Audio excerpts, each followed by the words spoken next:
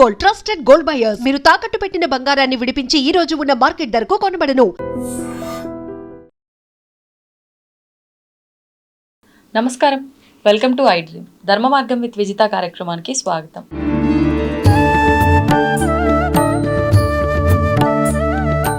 నమస్కారం గురుగారు. గురుగారు, ఇబ్బందులు లేని వారే లేరు, కోరికలు లేని వారే లేరు.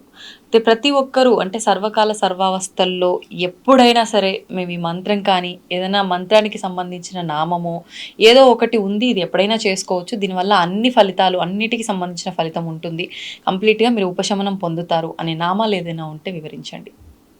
మన పెద్దవాళ్ళు చెప్పిన దాంట్లో ఎటువంటి భగవంతుడు మీకు ఏ ఇష్టదైవమైనా సరే గోవిందా గోవిందా గోవిందా గోవిందా అన్నా కూడా నిరంతరం ఆ నామాన్ని స్మరించిన అది మహామంత్రమే.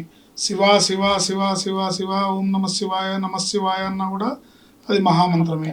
జయ జయ శంకర హర హర శంకర అన్నా కూడా మహామంత్రమే. శ్రీమాత్రే నమః అన్నా మహామంత్రమే.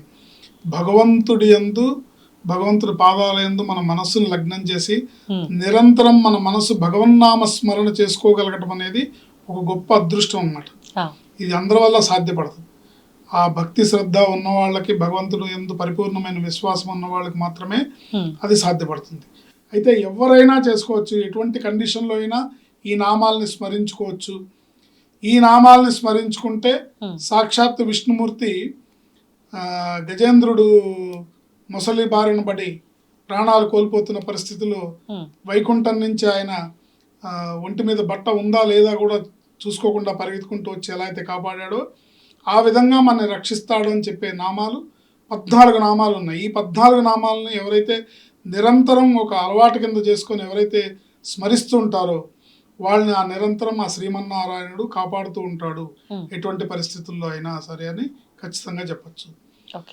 సుదర్శన, నృసింహ, నారాయణ, అచ్యుత, అనంత, గోవింద, శ్రీరామ, శ్రీకృష్ణ, వాసుదేవ, జగత్పతే, హేతిరాజాయ నమః, చక్రరాజాయ నమః, సుదర్శన నృసింహాయ నమః, లక్ష్మీ నృసింహాయ నమః అనే ఈ మంత్రాన్ని, ఈ నామాల్ని 14 నామాలు సుదర్శన, నృసింహ, నారాయణ, అచ్యుత, అనంత, గోవింద, శ్రీరామ, శ్రీకృష్ణ, వాసుదేవ, జగత్పతే, హేతిరాజాయ నమః, చక్రరాజాయ నమః, శ్రీ సుదర్శన నృసింహాయ నమః అనే ఈ నామాల్ని మనం అలవాటు చేసుకొని నిరంతరం స్మరించుకుంటూ ఉంటే ఆ పరమేశ్వరుడు, ఆ శ్రీమన్నారాయణుడు నిరంతరం మన పక్కన ఉండి కాపాడుతూ ఉంటాడు అని చెప్పడంలో ఎటువంటి సందేహం లేదు. ధన్యవాదాలు. మనం ఏదన్నా చేస్తున్నప్పుడు ఇది మన శాస్త్రంలో ఉంది, మన ధర్మం ప్రకారంగా ఇలా ఆచరించమన్నారు అని చెప్పి అంటూ ఉంటారు. అంటే ఎక్కడ చూసుకున్నా కూడా శాస్త్రం అనేది మాత్రం మనం ఎక్కువగా వాడుతూ ఉన్నాము, అందులో ఉన్నాయి ఆచరిస్తూ ఉన్నాం. అసలు ఏంటి శాస్త్రం అంటే? ఈ శాస్త్రాలు ఎన్ని రకాలు గురుగారు? శాస్త్రం మన సనాతన ధర్మంలో, మన వైదిక ధర్మంలో చెప్పబడిన శాస్త్రాలు 2 రకాల శాస్త్రాలు. ఒకటి ప్రకటిత శాస్త్రాలు, అది ఆ ప్రకటిత శాస్త్రాలు అందరూ తెలుసుకోదగినవి, అందరూ ఆచరించదగినవి. 2 రహస్య శాస్త్రములు, గుహ్య శాస్త్రములు అంటారు. గుహ్య శాస్త్రములు అంటే రహస్యంగా ఉన్న శాస్త్రములు అని అర్థం. ఎందుకని గురుగారు రహస్య శాస్త్రములు అని ఈ పేరు ఎందుకు వచ్చింది వీటికి ముఖ్యంగా? ఎందుకంటే ఇవి అందరూ తెలుసుకోదగినవి కాదు, అర్హత ఉన్న వాళ్ళే తెలుసుకొని ఆచరించదగినవి అని అర్థం. ఓకే, అయితే నాకు ఒకటి గుర్తొచ్చింది. మామూలుగా లలిత సహస్రనామాల విషయంలో వచ్చేసరికి కూడా రహస్య నామాలు అని చెప్పి మాట్లాడుకుంటూ ఉంటాం. కానీ అవి అంటే కొన్ని సందర్భాల్లో ఇవి అందరికీ తెలియాల్సిన అవసరం ఉంది అని చెప్పి అలా మన ముందుకు తీసుకొచ్చారు అని. ఇప్పుడు ఈ రహస్య ఏదైతే శాస్త్రాల గురించి మీరు చెప్పారో అసలు అవి ఎన్ని రకాలుగా ఉన్నాయి, మరి అవి కూడా ఇలాంటి అవకాశం ఏమైనా ఉందా? ఈ రహస్య శాస్త్రాలు 3 రకాలు. గుహ్య, గుహ్యతర, గుహ్యతమ. గుహ్య శాస్త్రములు అంటే ధర్మశాస్త్రాలు, గుహ్యతర శాస్త్రాలు అంటే మంత్రశాస్త్రాలు. అంటే మంత్రాలు, మంత్రానుష్ఠానానికి సంబంధించిన, ఇప్పుడు ఏవైతే మహామంత్రాలు ఉంటాయో ఈ మహామంత్రాలకు సంబంధించిన శాస్త్రం ఏదైతే ఉందో, ఆమ్నాయ మందారం లాంటి శాస్త్రాలు ఉంటాయి, వీటిని గుహ్యతర శాస్త్రాలు అంటారు. అలాగే గుహ్యతమ శాస్త్రాలు. గుహ్యతమ శాస్త్రాలు అంటే బ్రహ్మ విద్య అంటారు దాన్ని. అంటే మహా ఉపదేశంతో పాటు చేసుకునే బ్రహ్మ విద్య. ఓకే, సో శ్రీ విద్య బ్రహ్మ విద్య కిందే వస్తుంది.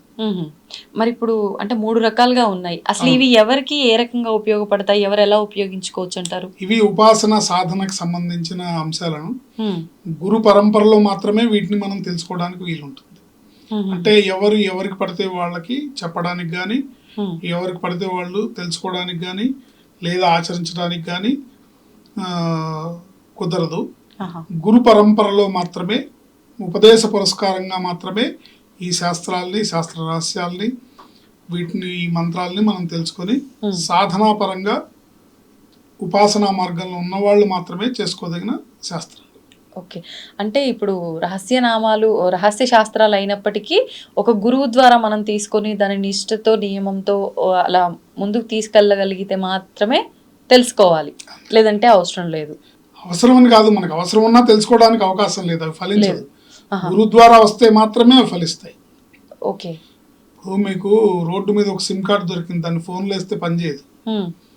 ఆ సిమ్ కార్డుని వాళ్ళు, మీరు ఎయిర్టెల్లో ప్రాపర్గా తీసుకొని ఆ సిమ్ కార్డు మీద ఉన్న నెంబరు, మీ ఫోన్ నెంబర్ యాక్టివేషన్ చేస్తేనే అది పనిచేస్తుంది. అట్లా గురుముఖత తీసుకున్నప్పుడే ఇవి మనకి ఉపయోగపడతాయి. ఓకే. ఒకవేళ అలా ఉపయోగపడకపోయినప్పటికీ అలా మనం ఎలాగూ మనకు తెలుసు కదా అని చెప్పి మనం ఉపయోగించుకోవడానికి ప్రయత్నిస్తే ఇబ్బంది ఏమైనా జరిగే అవకాశం ఉంటుంది? ఖచ్చితంగా ఉంటుంది. తెలిసి తెలియకుండా చేయడం వలన జరిగే మంచి కన్నా కూడా చెడు ఎక్కువగా ఉంటుంది. ఓకే. అంటే భగవంతుడికి సంబంధించిన విషయంలో అయితే మంచి జరగాలి కానీ, అంటే తెలిసి తెలియక చేస్తున్నారు కదా. భగవంతుడికి సంబంధించిన విషయాలే అయినప్పటికీ కూడా ఇప్పుడు కరెంట్ ఉంది, విద్యుత్ శక్తి మంచిదే, మనకు వెలుగునిస్తుంది, మీ అవసరాలన్నీ తీరుస్తుంది. కానీ అలా నేను వెళ్ళి వైర్లు పట్టుకుంటానంటే షాక్ కొడుతుంది కదా. ఖచ్చితంగా. అట్లా ఆ శక్తిని కంట్రోల్ చేసే ఉపాసన ఇది అదంతా మన దగ్గర, మెకానిజం మన దగ్గర ఉండాలి.